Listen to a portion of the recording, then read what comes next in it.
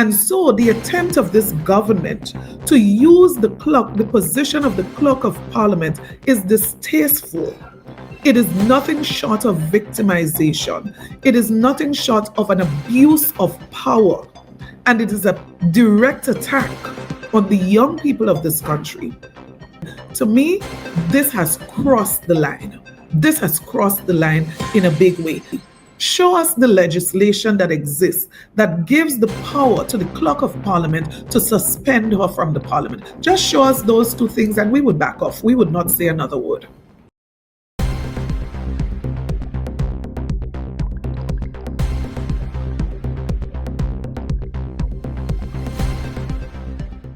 Right, so let me first say that Sister Amanda Japal has rightfully engaged a lawyer on this matter. But outside of that, and I'm sure herself and her lawyer will speak as it relates to this subject, but this is past ridiculous. This, to me, is a further threat to democracy in this country. And if we continue to sit down and accept what this administration is meting out on Grenadians, I believe we're going to wake up one day and regret where we end up, right? Now, I don't even understand the role of the clerk in this matter. There is nothing in the legislation in Grenada that gives the clerk the authority that he has assumed. And if you ask me, I'm going to be blatant and very plain on this. I believe he is being used in this. This is not a matter that concerns the parliament, the official parliament of Grenada. There's no way or nowhere you can find in law that the youth parliament falls under the umbrella of the official parliament of this country. You have upper house, lower house, full stop. And so the attempt of this government to use the position of the clerk of parliament is distasteful. It is nothing short of victimization. It is nothing short of an abuse of power. And it is a direct attack on the young people of this country. A promising young person as Amanda. But not just her. This is not just about Amanda. This is about the many young people who would have put their confidence in her. Over 90% of them voted for her to be their representative, and you take a unilateral decision because of politics to suspend her, and before suspending her, to interfere with her stipend. To me, this has crossed the line. This has crossed the line in a big way. And you know, the other thing as it relates to this, let us go back to why we are doing this. In case maybe you're not aware or you don't remember, the very first time I participated in a youth parliament, it was a regional youth parliament. That's the very first time. It's probably the only one I participated in. And that regional youth parliament was held in Grenada. You want to guess what? The very seat that I occupied turned out to be the very seat that I sat in when I was sworn in as a senator. And this was on Church Street, not in any other place. At York House, yes. At York House. Now, our vision, because the vision of youth parliament is an NNP administration vision.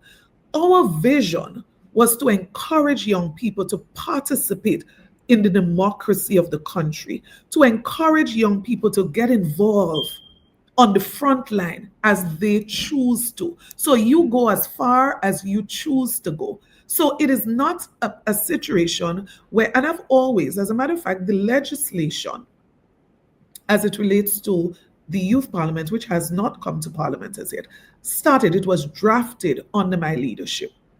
So Lawrence Joseph was instrumental in that regard, right? And you know why we went into developing legislation or draft legislation? It is because we wanted to move away, and I feel very strongly about this. We wanted to move away from the concept of mock parliaments, right? Of course, there was some pushbacks because it's something new, and you know, public officers, etc., drag on certain things because they worry how this is going to function, and it's something new. And you know, new things are not always readily embraced. But the point I'm making is that our vision had to do with making this as real as possible, giving not just tokenism to the concept of youth participation, but really empowering youth to get involved in the life of the country. And if you're genuinely trying to do that, you would never deny a young person of an opportunity to participate in the political life of a country. Now, let Amanda decide whether she can handle the youth parliament plus going up for She is not even yet a candidate. You know what a caretaker means? A caretaker simply means that you're assisting the party to lead some of the organizational work in the constituency. Anybody can do that. You'll be surprised at who are some of the people that might be doing caretakership without having the name caretaker. Why attack Amanda Japal George? Why? Why? And you know what my answer is? There must be a fear. There must be a fear of the potential of this young woman. There must be a concern about what she is capable of achieving in this country. And you know, if you're genuine about young people and youth participation, youth development, you're going to encourage, you're going to support, you're going to facilitate. My God, what harm could Amanda Japal George cause by holding a title of caretaker? A caretaker is not a candidate. And even if a caretaker is a candidate, you should be celebrating the fact that a young person has the competency, has the ability, and has been selected. They should throw a party for Amanda George, if you ask me. That's what they should be doing, throwing a So, party. honorable pair, there is reporting that seemed to suggest that a memorandum, and of course that is reporting that has come across our air, but that is something we will be verifying. As you know, I trust but verify, right? With the speaker, I will be reaching out, well, not the speaker, but the clerk next week, to ascertain what was there sort of, I'm not too sure when you were part of the youth parliament process, whether or not youth parliamentarians were, for example, required to sign memorandums of understanding around codes of conduct with respect to involvement in partisan politics. Are there any specific rules that, for example, would say to a youth parliamentarian, if you get involved in frontline politics, then perhaps you may not be able to serve because the impression of the youth parliament is that you have to be non-partisan, non-political. There is that school of thought there. So is that something that came up, and how was that addressed? I'm not sure if that was raised with Mrs. Japal George. This literally makes me sick, because if you're going to have a national youth parliament and then tell people you cannot be political and you cannot participate in politics, it defeats the very purpose for which you're doing participate. No, I was just parroting what the reporting, yes, said. It is supposed to be a training ground, and there's training, in my opinion, you want more practical than theoretical, right? And so training is not just about public speaking. That is one aspect, right? But I would say this. I'm not Amanda's lawyer, and I won't endeavor to try to represent her legally at all. None of us are. I'm not even an expert on those matters. So I can't. But I say this to you. Yes. There are two things that I would believe that Amanda would have on her side as it relates to how she defends herself in this matter. One, the MOU that she signed, which said nothing about her involvement. As a matter of fact, do you know that there was a discussion between Amanda and the Ministry of Youth as it relates to her current involvement in politics at the time? So there was knowledge at the time that she was actively involved in politics, and there was a discussion on this. I would love for the ministry to show somebody, some place where Amanda signed something that says she cannot participate in frontline politics, she cannot be a caretaker. Show us something where she would have signed an MOU that she did sign, but show us a copy of that and point out where did it say she cannot. But secondly, show us the legislation that exists that gives the power to the clerk of parliament to suspend her from the parliament. Just show us those two things and we would back off. We would not say another word. Absolutely. And again, I would be reviewing because I do remember when that youth parliament legislation when it evolved, because it's interesting watching the evolution as someone who was involved, because in my early days, as you probably know, remember, it was a mock parliament. It was not even like the youth parliament as we know it now, right? So that is something we'll be following up. Honorable, I want to give you a chance for wrap up comments, closing comments. I think you've really been flexible with us, so we thank you for that. Yes. Yeah. So again, let me thank you for this opportunity. Always my pleasure. And as I've always said, I do have a lot of respect for you with Mhm. regards to your level of professionalism and the way that you treat and how serious you take the job that you do. Yes. But let me go on to say that this is a very difficult time for most Grenadians. And notice I say most because there are some Mhm. people who are having a jolly good time, right? They can even go as far as to say they're set for life. You know, if they lose the next election, it really wouldn't matter because I'm organized, I'm good. And so this concern is that this does not reflect the average Grenadian and where they are right now. The cost of living is killing people throughout this country. And when I say killing here, I'm not just referring to literally, right? And I'm sure it could be literally because there are people out there, because of the high cost of medication, they're unable to sustain supplies for the month. So a medication that would have cost $60+ in 2022 is now almost $200. How many persons, unemployed persons, can manage this? How many persons on seed can manage this, for example? The cost of food, basic food, right? And that is why we don't want the government to be playing games. So, for example, you don't tell us that you're delivering because, for example, you are providing free meals for students. No, that sounds good. It looks good on paper. It sounds good. And all of the optics that you put into it. But let us do real on the ground. Let us do things that people can actually feel the positive impact. Because guess what? While the government announced that it has implemented free meals, and let us add free tuition, that sounds so good. The reality is that some schools struggled to complete the year, the last year. Some schools had to literally credit items to be able to sustain the program. Some schools had to literally close the program. Some schools had to beg individuals to help sustain the program. And some schools ended the year with a credit bill that they did not know how they're going to cover. Let us look at free tuition. Nice words, look good on paper, sound good in the throne speech. As a matter of fact, this throne speech was so lacking and it was so I mean, the deficiencies was so huge. So the GG reported, the Governor General reported that government will implement a free tuition and a free meals program in schools, right?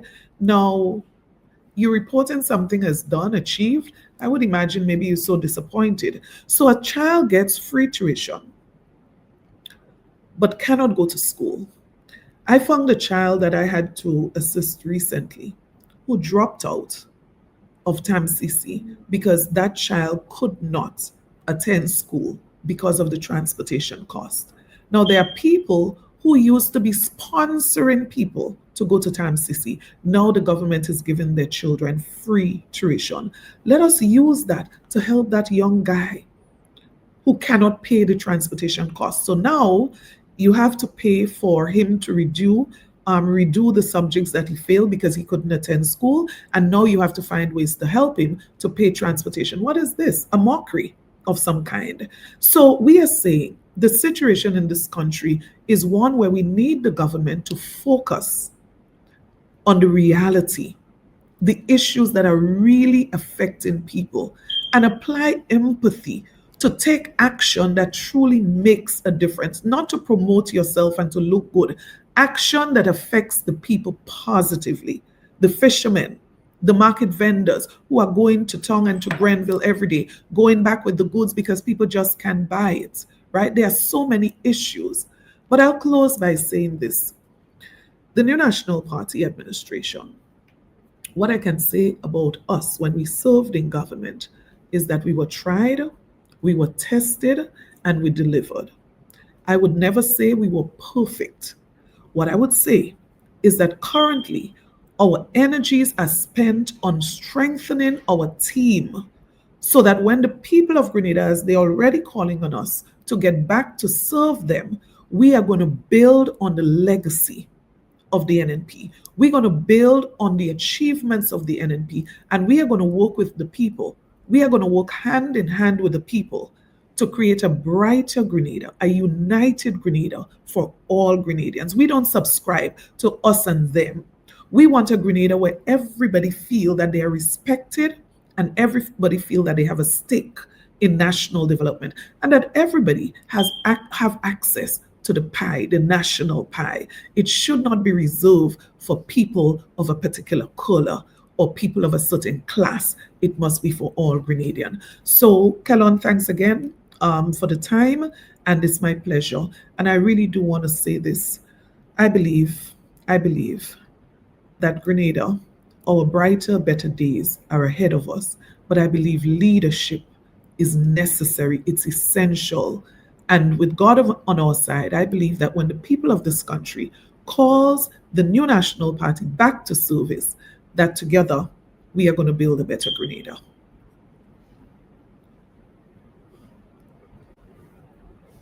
Just unmute myself. I would say thank you so much for appearing on the Bub Report this week, and we wish you a speedy recovery with respect to your last injury. I know doing, and I say this to all politicians who come on the program, I think doing the work of public service is noble. Irrespective of what you think, the fact that there are Grenadians who have chosen to do that, because some folks, and Dr. Mitchell says that all the time, some folks had, very comfortable jobs and things like that. But the fact that they have committed to public service on either side now I think is a laudable and commendable goal. So we thank you for your service to the national community. And thank you for your service, your professional service, I call that. Yes, absolutely.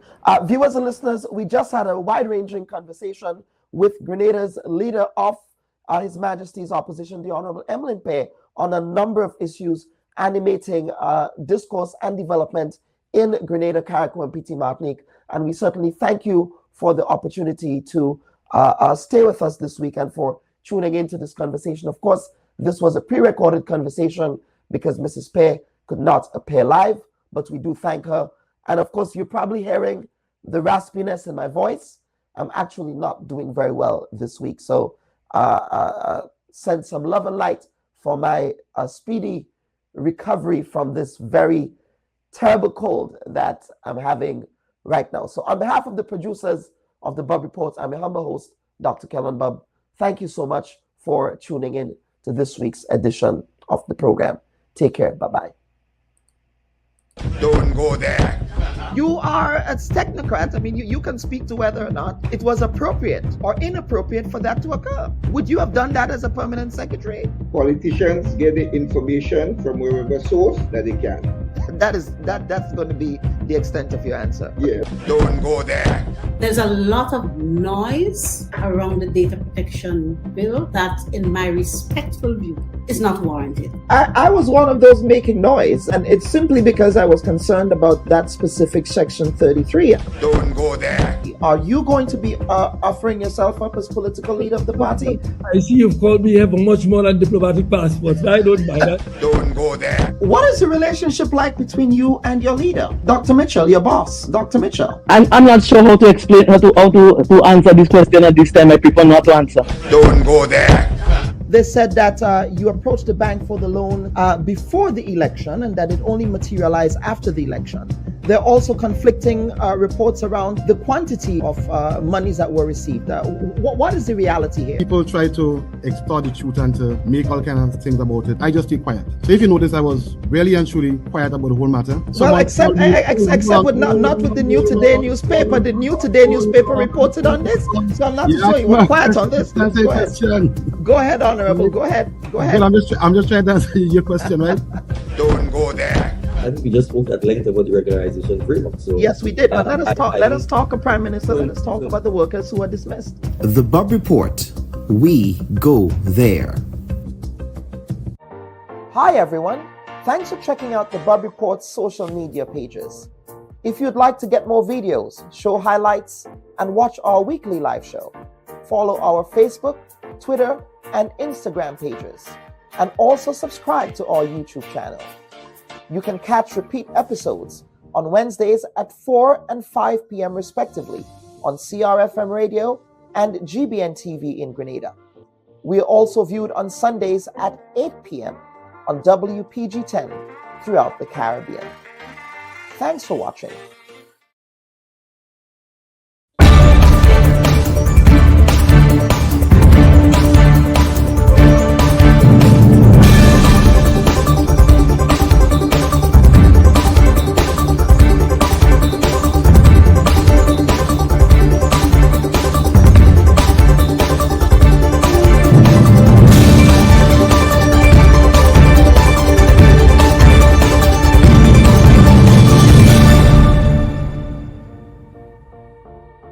Hi everyone, thanks for checking out the Bub Report's social media pages. If you'd like to get more videos, show highlights, and watch our weekly live show, follow our Facebook, Twitter, and Instagram pages, and also subscribe to our YouTube channel.